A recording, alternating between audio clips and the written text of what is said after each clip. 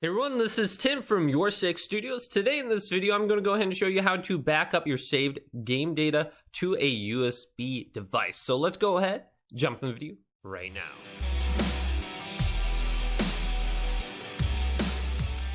So let's say you're going over to a friend's house or you need to transfer your saved game data. You can easily do this with a USB device. Now, my USB device is in the front USB slot on my PlayStation 5 already.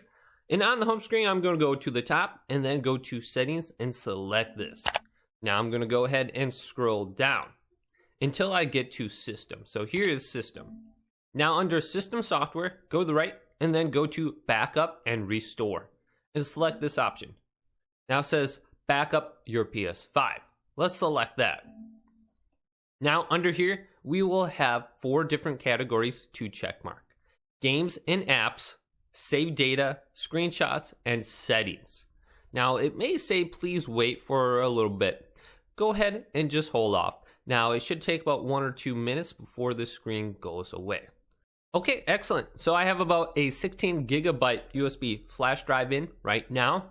Now to back up your saved data, this is very easy. I'm going to uncheck mark the games category and then the screenshots and video clips category. Okay, now with saved data selected, you can see my USB drive has 2.82 gigabytes available.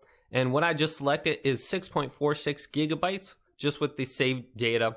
And then you'll also have to save the system settings in here as well. So when I go to next now, it's going to go ahead and save it. So I can back it up. It's going to be under the description PS5, 785 for me, and then the date. So I'm going to back this up on my USB drive.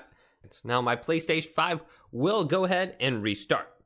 And then you'll be brought to the screen where it says backing up and give you another estimated amount of time.